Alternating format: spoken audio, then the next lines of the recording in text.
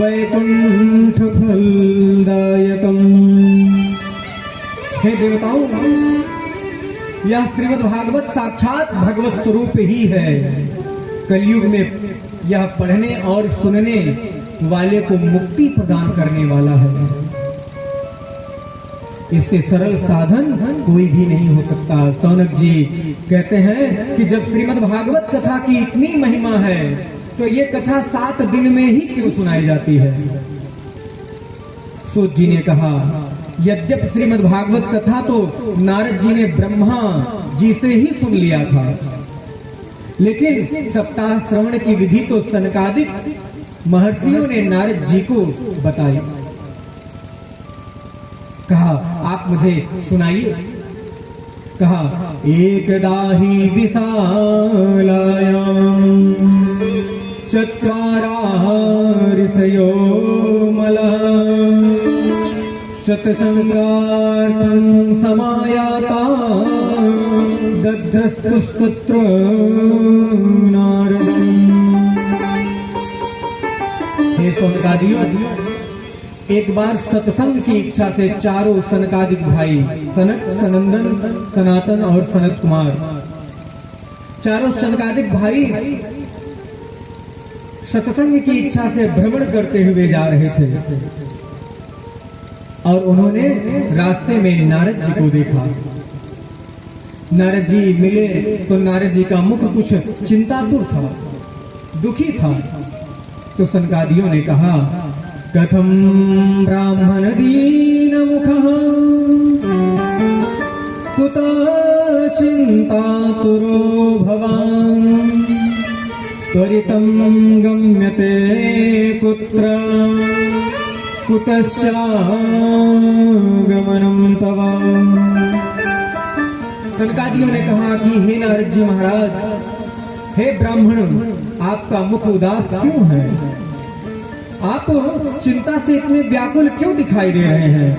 कहाँ जा रहे हैं और कहाँ से आ रहे हैं?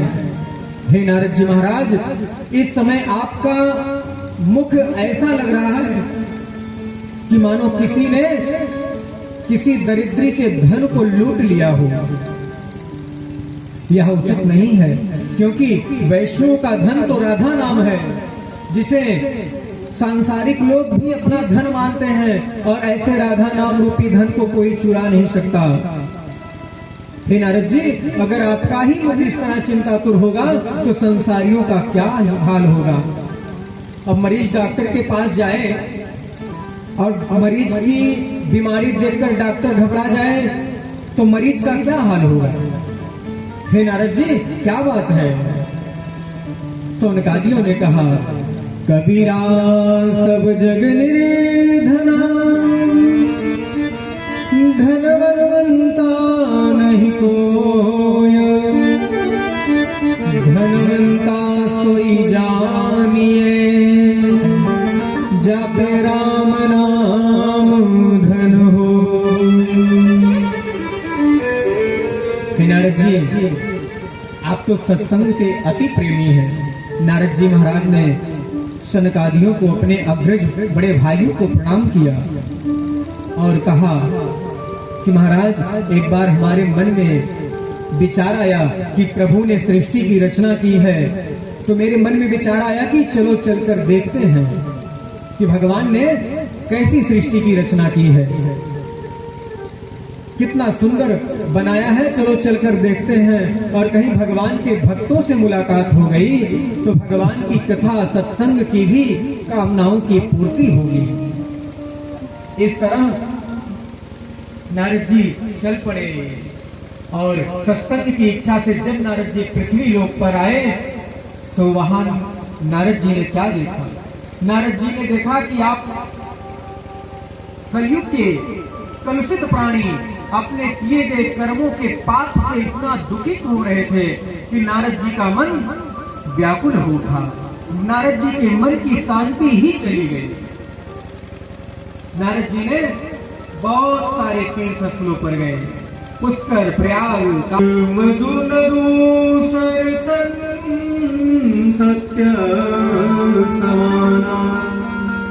सत्य के समान कोई दूसरा धर्म ही नहीं है।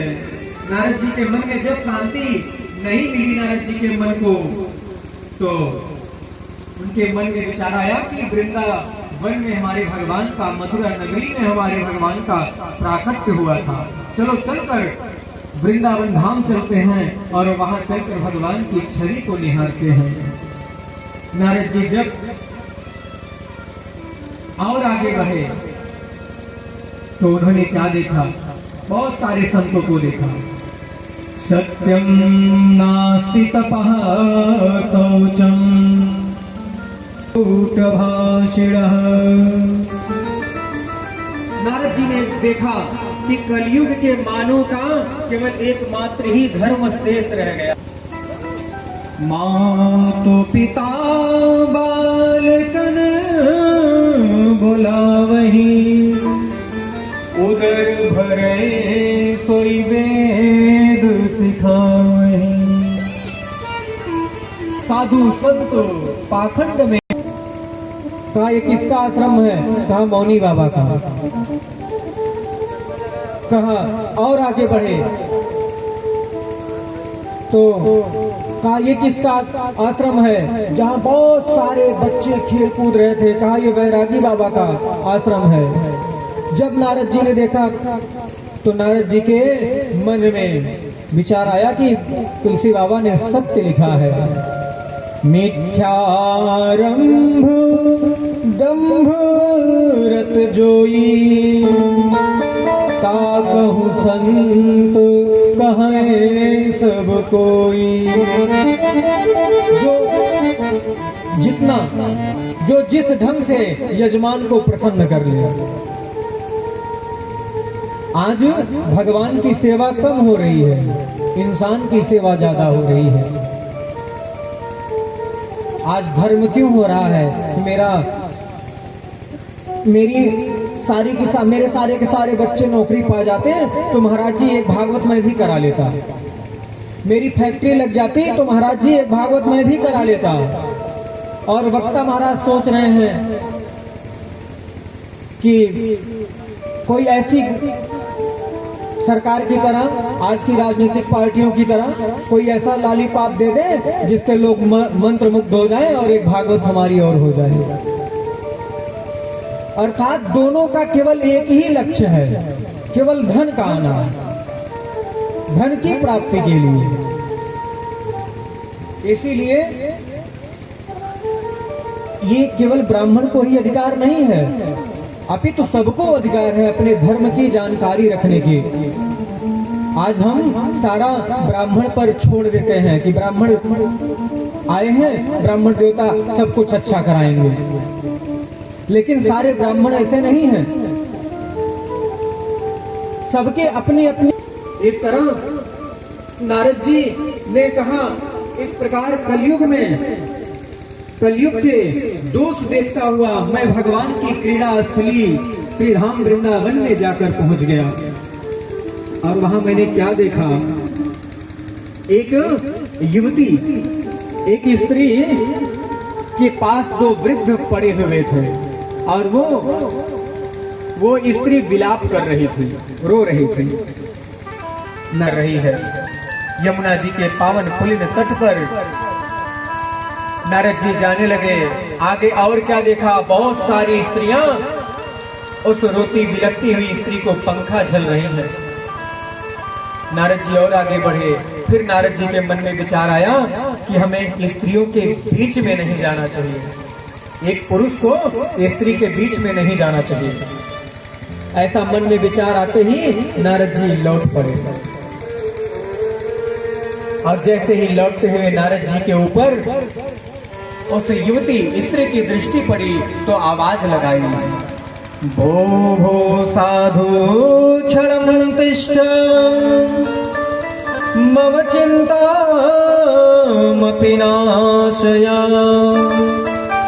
हमें अवश्य जाना चाहिए। नारद जी गए और नारद जी ने कहा, तुम काशी देवी तुम कौन हो? इमौ को, और ये दोनों तुम्हारे कौन हैं? इमा पद्मलोचना नार्या का और ये कमल नयनी देवियां कौन हैं? आप विस्तार से हमें बताइए। तब देवी ने कहा, अहम भक्तिर्ति ख्याता इमो में तनयो मतो ज्ञान वैराग्य नामानो काल योगेन जर्जरो। हे नारद जी, मेरा नाम भक्ति है और ये दोनों मेरे पुत्र हैं, ज्ञान और वैराग्य। समय विपरीत होने के कारण ये दोनों वृद्ध हो गए हैं और मेरा जन्म दक्षिण द्रविड़ देश में हुआ है। कर्नाटक में मेरा पालन पोषण हुआ और महाराष्ट्र में मैं कहीं कहीं बहुत सम्मानित हुई। किंतु जब मैं गुजरात में आई तो शास्त्र कहता है कि गुजरात कांचन लोभी शहर है, वहां धन की केवल प्रधानता है। धन के लिए लोग धर्म करते हैं, ये वास्तविकता भी है। भक्ति सबसे ज्यादा दक्षिण भारत में ही है। वहां देखने को मिलता है कि सारे बच्चों के, स्त्रियों के, पुरुषों के मस्तक पर तिलक लगा हुआ, सिखाए रखे हुए। अरे यहाँ तक देखो, बहुत सारी दक्षिण भारत की मूवियां भी आती हैं। उन मूवियों में देखेंगे तो पात्र कोई भी हो, लेकिन वो अपने वस्त्र, अपने संस्कार को नहीं भूलता। आज भी वो पिक्चर में भी, उस फिल्म में भी अपनी धोती, अपने संस्कार को नहीं भूलते। और हम आप ब्राह्मण होकर, हम आप सनातन हिंदू धर्म वाले होकर भी मस्तक पर हमारे आपके तिलक नहीं है। तिलक लगाने में भी शर्म आती है। अच्छा, कुछ लोग लगाना चाहते हैं लेकिन कुछ लोग टोक देते हैं। जानते हैं कौन लोग टोकते हैं?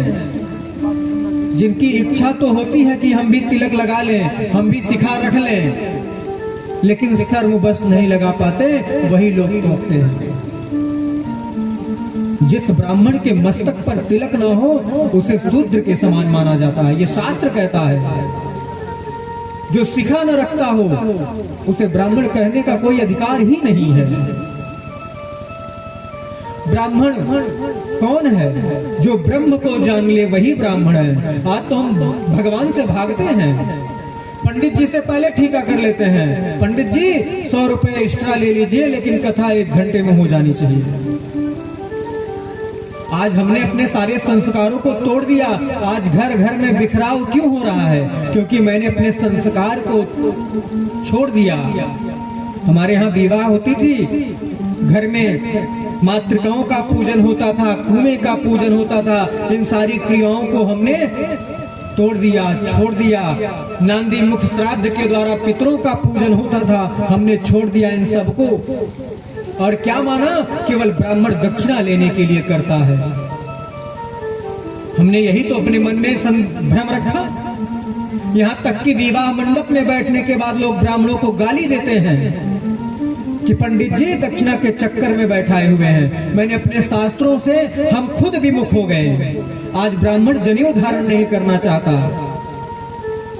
केवल विवाह करने के लिए लोग जनेऊ धारण करते हैं। इसके बाद जनेऊ खूंटी पर टांग दिया। अरे यज्ञोपवीत की महिमा आप सुनेंगे वामन भगवान की कथा में कि यज्ञोपवीत की महिमा क्या होती है।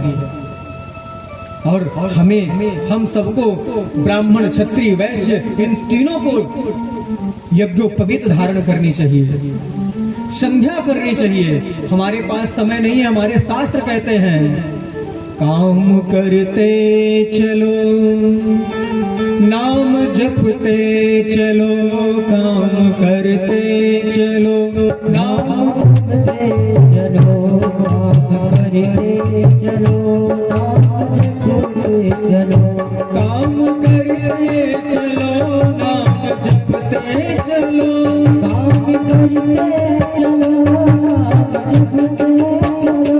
हर समय कृष्ण का ध्यान धरते चलो, हर समय कृष्ण का नाम भजते चलो, हर समय कृष्ण का ध्यान चलो, हर समय कृष्ण का नाम धरते चलो। याद आएगी उनको कभी ना कभी, याद आएगी उनको कभी ना कभी, याद आएगी उनको कभी ना कभी। याद आएगी उनको कभी ना कभी। कृष्ण दर्शन तो देंगे कभी ना कभी, कृष्ण दर्शन तो देंगे कभी ना कभी। कृष्ण दर्शन तो देंगे कभी ना कभी। कृष्ण दर्शन तो देंगे कभी ना कभी। नाम करते चलो, नाम जपते चलो, नाम करते चलो, नाम करते चलो। नाम करते चलो, नाम जपते चलो। हमें निरंतर, हमारे पास समय नहीं है, कोई काम कर रहे हैं, हमारे मुख से भगवान का नाम चलते रहना चाहिए। केवल 3 दिन, 3 दिन तक आप मन लगाकर भगवान के नाम का जप करिए, गारंटी मैं लेता हूँ, चौथे दिन आपको जप करने की आवश्यकता ही नहीं है। मेरे प्रभु का नाम ही ऐसा है जो स्वतः निकलने लगेगा, अपने आप निकलने लगेगा। जैसे चोर की अगर एक चोरी अगर सफल हो गई तो वो फिर अच्छा चोर बन जाता है, वैसे ही अगर हम अपने मन को अपने वाणी के द्वारा भगवान के नाम का गान करने लग गए केवल 3 दिन तक, चौथे दिन अपने आप निकलने लगेगा। ये हमारे परमात्मा की कृपा है। मैया ने अपना परिचय दिया और श्री नारद जी महाराज ने कहा कि देवी ये सब कैसे हुआ। कहा कि हे देवी तुम तनिक भी चिंता ना करो। अरे जिस प्रभु ने इस धरा के सारे दुख को दूर करने के लिए बारंबार अवतार ग्रहण किया है, वे धरापति जगतपति इस धरती को छोड़कर, इस धरा को छोड़कर अन्यत्र कहीं नहीं गए हैं।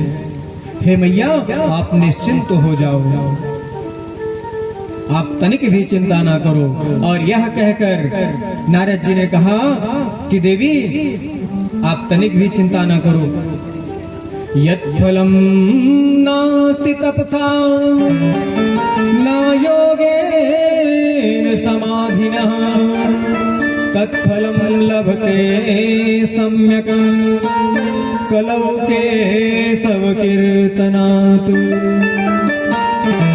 हे देवी जो फल बहुत सारा तप करने से नहीं प्राप्त होता, योगियों की समाधि से नहीं प्राप्त होता है, वह फल बड़ी सुलभता से कलयुग में केवल भगवान के नाम का संकीर्तन करने से प्राप्त हो जाता है। तुलसीदास जी ने लिखा है, कलयुग केवल नाम आधारा, सुमिर सुमिर नर उतरहि पार। देवी तुम तनिक भी चिंता ना करो। इस तरह नारद जी महाराज ने जाकर ज्ञान और वैराग्य को जगाने लगे। हे नारद जी, ये मेरे दोनों पुत्र को की मूर्छा कैसे टूटेगी। नारद जी ने कहा, हे ज्ञान उठो, हे वैराग्य उठो, हे ज्ञान उठो। यह बारंबार नारद जी ने आवाज लगाई, लेकिन उनको तनिक भी चेतना नहीं आती। गीता का पाठ कई बार, सारे चारों वेद, 6 शास्त्र, सारे पुराणों की श्रवण करा डाले, थोड़ी सी चेतना आती फिर मूर्छित हो जाते हैं। तनिक सी चेतना आती फिर मूर्छित हो जाते। इस तरह नारद जी ने अथक परिश्रम किया, फिर भी ज्ञान और वैराग्य को की मूर्छा नहीं टूटी। आकाशवाणी हुई, हे नारद जी आप ऐसे ही सत्कर्म करिए। व्योम वाणी तदेवा भूनमा विषे खिद्यतामिति उद्गमः सफलस्तेयं भविष्यति न संशयः। हे नारद, तुम सत्कर्म करते रहो, निश्चित ही तुम्हें सफलता मिलेगी। कहा महाराज ये सत्कर्म नहीं है तो क्या है? कहा सत्कर्म किसे कहते हैं? आकाशवाणी ने कहा संतों के शरण में जाइए, वो तुम्हें बताएंगे सत्कर्म क्या है। नारद जी ने कहा देवी आप तनिक भी चिंता ना करो, मैं यूं गया और यूं आया। नारद जी चल पड़े संतों के शरण में। जो भी संत महात्मा सुनते कि नारद जी आ रहे हैं पूछने के लिए कि सत्कर्म क्या है, तो बहुत सारे संत ने ढोंग कर लिया, समाधि में बैठ गए। किसी ने कहा मैं मौन व्रत लिया हूं, मैं बोलूंगा नहीं। कोई समाधि में चला गया तो कोई घर ही छोड़कर भाग गया। कोई कह रहा कि अरे नारद जी तुम ब्रह्मा के पुत्र हो, अरे जब तुम्हें नहीं पता कि सत्कर्म क्या है तो हमें कैसे पता होगा। इस तरह नारद जी को अपने प्रश्न का उत्तर नहीं मिला और चलते चलते उन्हीं चारों सनकादियों से भेंट हुई। सनकादिकों ने कहा ओहो नारद, अब मैं समझा मेरे भाई कि मेरे भाई का, नारद जी का, ब्राह्मण देवता का मुख इतना चिंतातुर क्यों है, क्यों दुखी हो। बस इतनी सी बात के लिए तुम तनिक भी चिंता ना करो। अरे तुम्हारे इस प्रश्न का उत्तर तो हमारे पास है। कहा महाराज बताइए सत्कर्म क्या है। तब कहा श्रीमद् भागवत कथा ही वो सत्कर्म है जिसके श्रवण से ज्ञान और वैराग्य की मूर्छा टूट जाएगी। कहा महाराज कब कैसे कहां श्रवण कराएंगे। सौनकाद ऋषि ब्रह्मा जी के पास गए। ब्रह्मा जी से कहा कि महाराज मैं भगवान की कथा श्रवण करना चाहता हूं और 1-2 दिन नहीं श्रवण करना चाहता हूं, हजारों वर्षों तक भगवान की कथा श्रवण करना चाहता हूं। महाराज मुझे कोई ऐसा व्यास दीजिए जो मुझे हजारों वर्षों तक भगवान की कथा श्रवण कराए। ब्रह्मा जी ने कहा भाई सौनकाद ऋषियों तुम तो बहुत चतुर निकले। अरे हजारों वर्ष कथा सुनने के लिए तुम्हारी भी आयु हजारों वर्ष की होनी चाहिए, व्यास की भी आयु हजारों वर्ष की होनी चाहिए। कहा महाराज इतना ही नहीं, भगवान की कथा ऐसी जगह सुनने का अवसर मिले जहां कोई डिस्टर्ब करने वाला न हो, जो हमारी कथा में विघ्न न डाले। ब्रह्मा जी ने सुदर्शन छोड़ा। कहा जाओ ये सुदर्शन जहां जाकर रुक जाएगा वहीं बालिका मई वेदी बनाकर व्यास जी महाराज का ध्यान करना। वहीं व्यास जी महाराज आप सभी को भगवान की कथा का श्रवण कराएंगे। वह सुदर्शन आगे आगे चल पड़ा, पीछे पीछे सौनकाद ऋषि चल पड़े और सुदर्शन जाकर नैमिषारण्य में जाकर वहीं स्थिर हो गए। बालिकामयी वेदी बनाकर सौनकाद ऋषि हाथ जोड़कर भगवान का ध्यान करने लगे। इतने में ही श्री सूत जी महाराज प्रकट हुए। सूत जी महाराज ने सौनकाद ऋषियों को भागवत की कथा सुनाई और श्री सुखदेव जी ने परीक्षित को कथा सुनाई और इधर आज सनकादि नारद जी को भगवान की श्रीमद् भागवत की कथा श्रवण करा रहे हैं। देखिए भागवत जी की महिमा क्या है। जिसने भागवत जी की कथा सुनी वे सब के सब व्यास बन गए। नारायण ने ब्रह्मा जी को दिया तो ब्रह्मा जी व्यास बन गए, नारद जी को सुना दिया। नारद जी ने सुना और ब्रह्मा जी के ही द्वारा नारद जी को जब प्राप्त हुआ तो नारद जी के द्वारा मिला व्यास जी महाराज को। जब व्यास जी को मिला तो व्यास जी व्यास बन गए। व्यास जी ने अपने पुत्र सुखदेव जी को दिया। अब सुखदेव जी ने सुना तो वो व्यास बन गए। जिसने भगवान की कथा सुनी, अब व्यास सुखदेव जी के द्वारा सौनकाद ऋषियों को मिला, आज उनके द्वारा हम सबको मिला। आज हम सभी भगवान की दिव्य कथा का श्रवण कर रहे हैं। ये भगवान की बड़ी कृपा है। इस तरह नारद जी महाराज भक्ति माता का आवाहन करते हैं और सुखदेव जी के कृपा से शौनकादि ऋषियों के द्वारा नैमिषारण्य की पावन पवित्र धरा पर भगवान की लीलामयी कथाओं का श्रवण करने के लिए एकत्रित हो गए। भृगु जी महाराज को पता चला कि नैमिषारण्य तीर्थ में भगवान की लीलामयी कथाओं का श्रवण कराने के लिए साक्षात सनकादि ऋषि ही, साक्षात नारायण स्वरूप सनकादि ऋषि ही प्रकट हो गए हैं। तो भृगु जी महाराज ने क्या किया, घर घर जाकर विजय देने लगे, सबको बताने लगे कि नैमिषारण्य में कथा हो रही है, आप सभी भगवान की कथा श्रवण करें। आज वही भृगु जी महाराज का कार्य नाई करता है, हर जगह जाकर विजय देता है कि भैया के यहाँ भागवत की कथा हो रही है, आप सभी आए। अब भृगु जी महाराज सबको पकड़, जो नहीं आ रहा है उन्हें पकड़ पकड़ कर ला रहे हैं, खुद कथा नहीं सुन रहे। जो भी जिनके पास जाते कहते महाराज आप कथा तो सुन नहीं रहे, दूसरों को जबरदस्ती बैठा रहे हैं ले जाकर। कहा क्यों, ऐसा क्यों भृगु जी महाराज ने किया? जानते हैं आप कथा श्रवण करने आ रहे हैं, आपके साथ जितने लोग आएंगे वो जब भगवान की कथा सुनेंगे तो उनका 10% उसको प्राप्त हो जाएगा, जो उनको लेकर अपने साथ आएगा। तो भृगु जी महाराज सबको लेकर आ रहे थे तो सबका 10% उनको प्राप्त होता है। इस तरह भक्ति माता नारद जी की स्तुति करने लगी, नारद जी की प्रार्थना करने लगी। जयति जगति माया यस्य काया धवस्ते वचन रचन मेकं केवलं चाकलैः ध्रुव पदमपि यातो यत् कृपातो ध्रुवोऽयं सकल कुशल पात्रं ब्रह्मपुत्रं नतास्मि।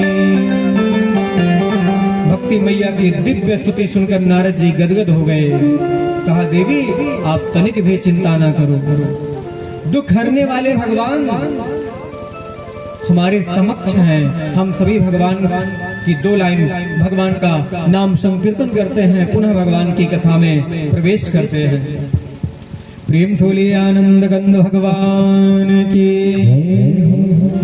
ब्रज के नंद लाला श्री राधा जी के सांवरिया, ब्रज के नंद लाला श्री राधा जी के सांवरिया, जब दुख दूर हुए जब तेरा नाम लिया,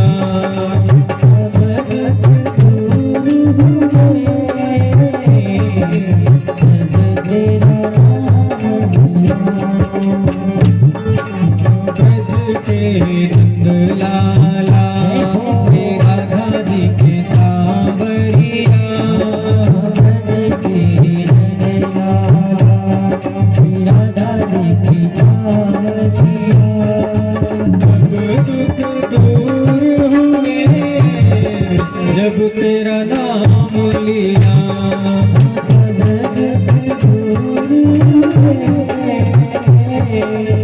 जब तेरा नाम लिया।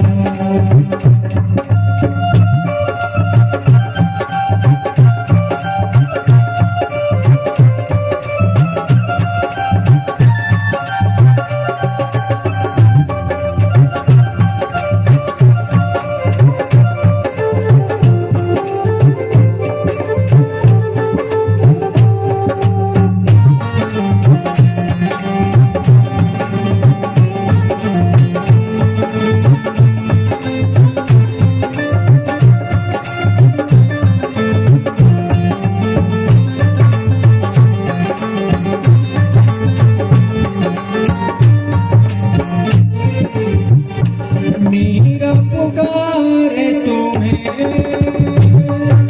गिरधर गोपाला, मेरा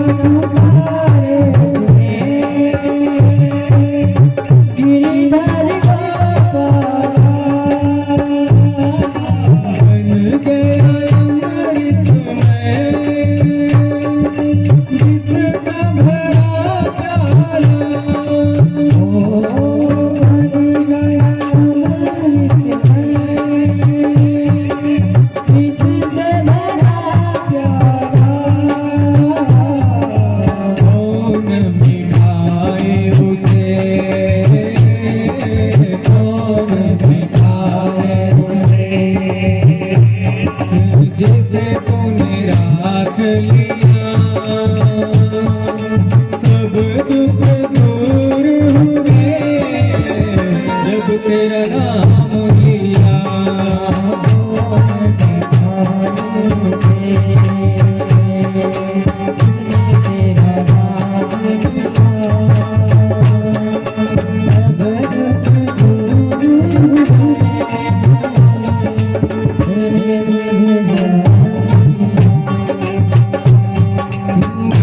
तेरे नंद लाला श्री राधा जी के सांवरिया,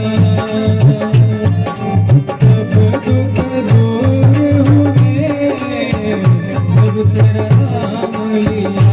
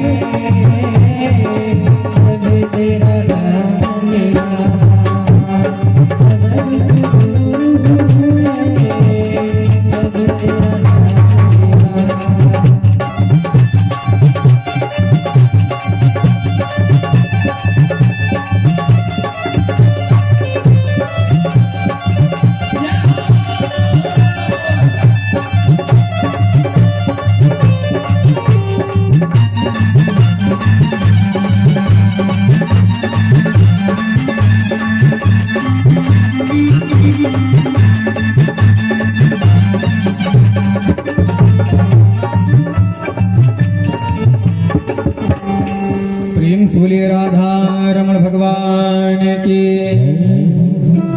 भक्ति मैया ने कहा, हे देवर्षि, आप धन्य हैं। आप जैसे साधुओं का दर्शन लोक में समस्त सिद्धियों का कारण होता है। आपके एक ही उपदेश से प्रहलाद जी ने माया पर विजय प्राप्त कर ली। जब हमारा गुरुदेव के प्रति सच्ची श्रद्धा होगी, सच्चा प्रेम होगा, तो गुरुदेव की एक वाणी ही हमारा परम कल्याण कर देगी। इस तरह हे मंगलमय ब्रह्मा जी के पुत्र, मैं आपको बारंबार प्रणाम करती हूँ। नारद जी ने कहा, वृथा खेदयसे बाले, अहो चिंता तुरा कथम, श्री कृष्ण चरणाम भोजम स्मर दुखम गमिष्यति। हे देवी, तुम व्यर्थ की चिंता मत करो, भगवान के चरणों का आश्रय लो, दुख अपने आप दूर हो जाएगा। यदि मैंने तुम्हें लोक में प्रतिष्ठित नहीं किया तो मैं भी हरि का दास नहीं, क्योंकि हरि का दास न हो कभी उदास। इस तरह मैया जो है सनकादिक ऋषियों के द्वारा भगवान की लीलामयी कथाओं का श्रवण किया। अभी महात्म्य ही पूरा हुआ था कि माता के भक्ति माता के दोनों पुत्र ज्ञान और वैराग्य जो मूर्छित थे वो चेतनावस्था को प्राप्त हो गए और मैया के साथ भगवान की लीलामयी कथाओं में भगवान नाम संकीर्तन करते हुए नाचने लगे। इस तरह सौनकादिक ऋषियों ने, राजा परीक्षित ने, जैसे सौनकादिक ऋषियों ने सूत जी महाराज से पूछा, आज वैसे ही ठीक सुखदेव जी से परीक्षित जी ने पूछा कि महाराज, भागवत श्रवण करने से कैसे कैसे पापी तर जाते हैं। ऐसे कौन कौन पापी हैं जो भागवत की कथा श्रवण करने से तर जाते हैं। समयाभाव में कथा को हम सभी संक्षिप्त सुनेंगे, श्रवण करेंगे। कल की कथा में समय के अनुसार भगवान की सुंदर लीलामयी कथाओं का श्रवण करेंगे। भगवान सुखदेव जी से परीक्षित जी ने पूछा कि इस श्रीमद् भागवत की कथा श्रवण करने से कैसे कैसे पापी तर जाते हैं। सुखदेव जी ने राजा परीक्षित को बताया कि हे राजन, तुमने प्रश्न ही गलत किया है। अरे तुम्हें ये नहीं पूछना था कि भागवत की कथा श्रवण करने से कैसे कैसे पापी तर जाते हैं। अरे तुम्हें ये कहना था कि भागवत की कथा श्रवण करने से कौन से पापी रह जाते हैं। कोई शेष ही नहीं बचता, सबकी मुक्ति हो जाती है भागवत की कथा श्रवण करने से। कहा, क्या कोई ऐसा दृष्टांत है? अगर है तो हमें श्रवण कराइए। कहा, हाँ, एक बहुत सुंदर दृष्टांत है, हम आप सभी को श्रवण कराते हैं। इस तरह भगवान की महात्मा की कथा के अंतर्गत सुखदेव जी महाराज ने राजा परीक्षित को आत्मदेव की कथा का श्रवण कराया। तुंगभद्रा तटे पूर्वम भूपतुन्मुत्तमं, पूर्व तुंगभद्रा तटे उत्तमं पत्तनम अभूत्। हे राजन, तुंगभद्रा नदी के तट पर एक सुंदर नगर था। उस नगर में दूसरे सूर्य के समान विद्वान आत्मदेव नाम के ब्राह्मण रहते थे। दूसरे सूर्य के समान, इतने तेजस्वी। आज हम अपने चेहरे की चमक कैसे लाते हैं? क्रीम, पाउडर, शैम्पू से। इस शरीर की तो हम साबुन से बहुत सफाई कर लेते हैं, लेकिन शरीर की सफाई से परमात्मा नहीं मिलेंगे, परमात्मा मन की सफाई से मिलेंगे। पवित्रता और स्वच्छता में यही अंतर है। स्वच्छ तो हमारा टॉयलेट घर भी होता है, लेकिन क्या हम वहां भोजन कर सकते हैं? वो स्वच्छ तो जरूर है, लेकिन पवित्र नहीं है। और जब तक मन पवित्र नहीं होगा, शरीर की स्वच्छता काम नहीं आएगी। निर्मल मन जन सो मोहि पावा, मोहि कपट छल छिद्र न भाव। जब तक मन नहीं निर्मल होगा तब तक तन के निर्मल होने से कोई काम नहीं बनने वाला। आप कभी हमारे गायत्री माता का जप करके देखिए, हमारे राम जी के नाम का जप करके देखिए, जो तेज आएगा प्रभु वो तेज क्रीम पाउडर नहीं। तभी तो राजन जी महाराज गाते हैं, जगत में कोई न परमानेंट, तेल चमेली साबुन शैम्पू चाहे लगा लो सेंट, जगत में कोई न परमानेंट। इसलिए हम यह जानते हैं कि इस जगत में हम थोड़े दिन के लिए आए हैं। वो दिन किस लिए मिला है? केवल भगवान की भक्ति के लिए। आत्मदेव नाम के दूसरे सूर्य के समान ब्राह्मण रहते थे। उनकी पत्नी का नाम था धुंधली। जथा नामो तथा गुणा, जैसा नाम होता है वैसा ही गुण होता है। पहले हमारे अग्रजों में देखिए, हमारे माता पिता, उनके माता पिता, उनके माता पिता के नाम को देखिए, भगवान के नाम पर रखा जाता था। लेकिन आज सब सीरियल देख के डप्पू गप्पू चप्पू रखते हैं, जिसका कोई मतलब ही नहीं है। अरे भगवान का नाम रखो, जिससे कदाचित एक बार तो अपने पुत्र को बुला रहे हो तो भगवान के नाम से तो बुलाओगे, इसी बहाने भगवान का नाम तो आएगा। अरे हमारे प्रभु के हजारों नाम हैं, हजारों नामों में से कोई एक नाम रखो। यह लोक भी सुधरेगा और परलोक भी सुधर जाएगा। ये हमारे भगवान की कृपा है। इस तरह धुंधली का जैसा नाम था वैसा काम भी था। जब तक पड़ोसी से झगड़ा नहीं हो जाती थी तब तक धुंधली का दिन पास होता ही नहीं था। ऐसा कोई दिन नहीं था जिस दिन पड़ोसी से झगड़ा न कर ले, लाठी न चल जाए। आत्मदेव बहुत दुखी रहते थे, यहाँ तक कि उनके जीवन में एक और भी दुख था। सांसारिक दृष्टि से देखा जाए तो दुख है, लेकिन पारलौकिक दृष्टि से देखा जाए, परमात्मा की दृष्टि से देखा जाए तो वो सुख है। आत्मदेव नाम के ब्राह्मण की कोई संतान नहीं थी। यहाँ तक कि आत्मदेव नाम के ब्राह्मण अगर कोई वृक्ष भी लगाते थे वो भी फल नहीं लेता था। घर में गौ माता बधी थी, गौ माता के भी कोई संतान नहीं थे। बहुत सारे पूजा पाठ, जप तप, दान पुण्य, बहुत सब कुछ कर लिया, लेकिन संतान की प्राप्ति नहीं हुई। इस तरह एक दिन तो आत्मदेव नाम के ब्राह्मण मन में संकल्प ले लिए कि ऐसे जीवन को क्या जीना, इतना सब कुछ धर्म करने के बाद भी मेरे संतान नहीं है। संतान के दुख में दुखी होकर अपने प्राणों की आहुति देने के लिए जंगल में चल पड़े। जंगल में गए, जंगल में, घनघोर जंगल में बैठकर विलाप कर रहे थे। इतने में एक सन्यासी आए और उन पंडित जी से पूछने लगे, कथम रोदसी विप्रत्वम काते चिंता वलीयसी। ए ब्राह्मण, आप क्यों रो रहे हो? तुम्हें कौन सी चिंता है? तुम स्वस्य दुखस्य कारणम सत्वरम वद। आत्मदेव ने कहा, हे ऋषे, मैं रो रहा हूँ अपने पूर्व जन्म के किए हुए पापों पर, जिसके कारण इस जन्म में मुझे संतान नहीं है। अरे मैं अपने पाप कर्मों को किसके ऊपर थोपूं?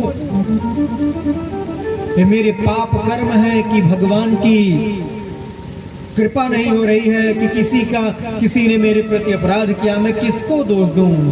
ये मेरे पूर्व जन्म के किए हुए पाप हैं जो मैं भोग रहा हूं। और संतान से रहित घर को धिक्कार है, संतान रहित जीवन को धिक्कार है। अरे कहां तक कहूं, संतान रहित कुल को धिक्कार है।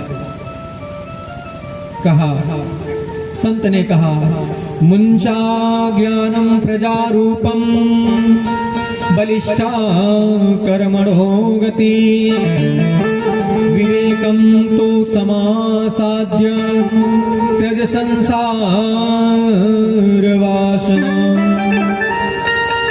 हे ब्राह्मण देवता, हे पंडित जी, संतान पाने के मोह को छोड़ दीजिए। तेरे पाप कर्म है या क्या है, इन सब सारी चिंताओं को छोड़कर परमात्मा को भजो। जैसे संत कहते हैं, मुझे है काम ईश्वर से,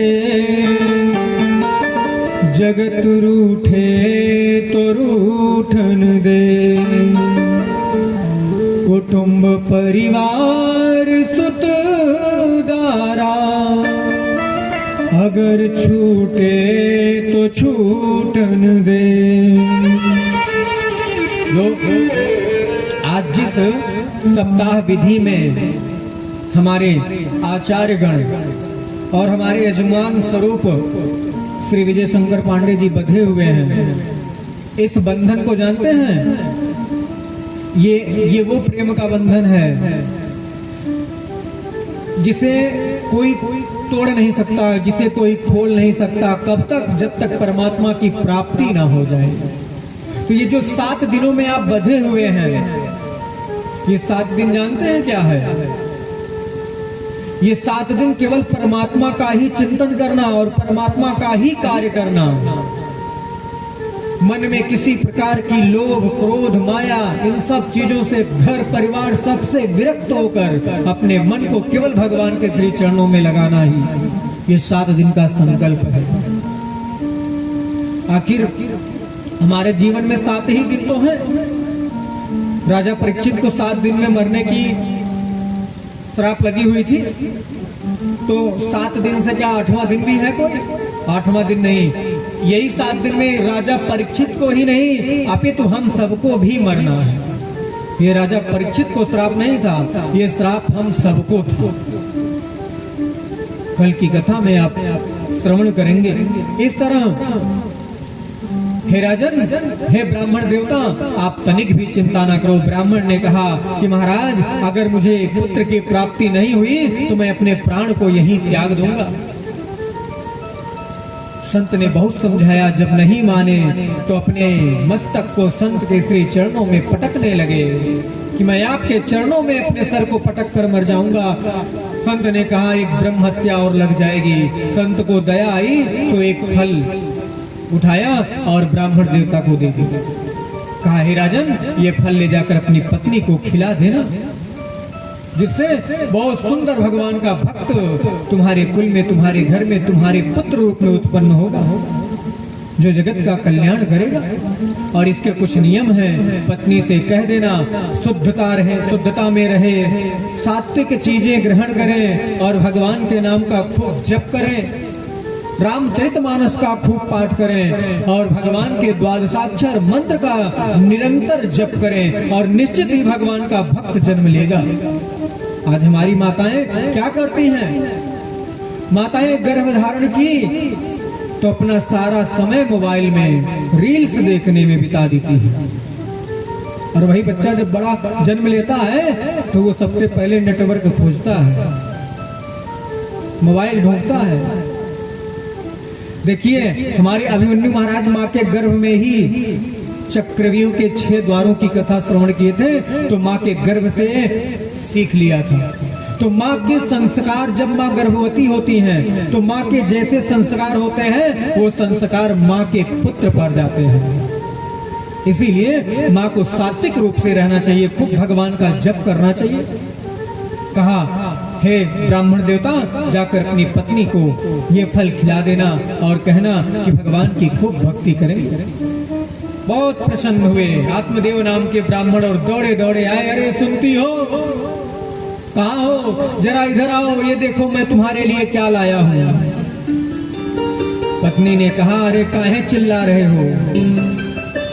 अरे कहीं भाग नहीं गई हूँ, मैं घर में ही हूँ। क्या लाए हो? ऐसा क्या लाए हो जो चिल्ला रहे हो? अरे देखो तो सही, आज एक संत का दिव्य महाप्रसाद लाया हूँ। अरे जिसे ग्रहण करने से तुम्हें सुंदर बालक की उत्पत्ति होगी, पुत्र प्राप्त करोगे। कहा, अरे महाराज, तुम भी कहाँ बाबाओं के चक्कर में फंस गए? अरे फल खाने से संतान होता है? कहा देवी ऐसा ना कहो, ये संत का महाप्रसाद है, इसे ग्रहण करने से तुम्हें अवश्य ही पुत्र की प्राप्ति होगी। कहा अच्छा ठीक है, लाओ। ले लिया और मन में विचार करने लगी कि अगर मैं फल खा लेती हूँ तो मैं गर्भवती हो जाऊंगी। मेरा सोच से बहुत सारा धन लेकर घर आ गई। पतिदेव को बड़ी प्रसन्नता हुई और जो फल था बहन के कहने पर धुगली ने गौ माता को खिला दिया। 9वें महीने जब पुत्र की प्राप्ति हुई तो 9वें महीने गौ माता को भी पुत्र की प्राप्ति हुई। गौ माता के कोख से ऐसा बालक जन्म लिया जिसके कान गाय के थे और शरीर मानव के थे। इस तरह एक दिन देवी ने कहा कि स्वामी पता नहीं क्यों मुझे संतान को पिलाने के लिए दूध नहीं हो रहा है। मेरे बहन के बालक हुआ था, वो मर गया, अपनी बहन को मैं बुला लेती हूँ। कहा ठीक है। बहन आ गई, बालक का पालन पोषण होने लगा। एक दिन आत्मदेव ने कहा कि देवी मैं अपने पुत्रों का नामकरण संस्कार करना चाहता हूँ। नामकरण संस्कार करने के लिए गौ माता की संतान को ले आए और अपनी पत्नी के पुत्र को ले आए। कहा देखो स्वामी, बहुत दिन बाद मुझे पुत्र की प्राप्ति हुई है तो मैं इसका नामकरण करूंगी, आप नहीं। कहा ठीक है, तुम ही कर। तो कहा मेरा नाम धुंधली है, इसका नाम मैं धुंधकारी रखूंगा, मैं इसका नाम धुंधकारी रखूंगी। कहा ठीक है देवी। और आत्मदेव ने गौ माता की संतान का नाम रखा गोकर्ण। प्रेम से बोले गोकर्ण जी महाराज।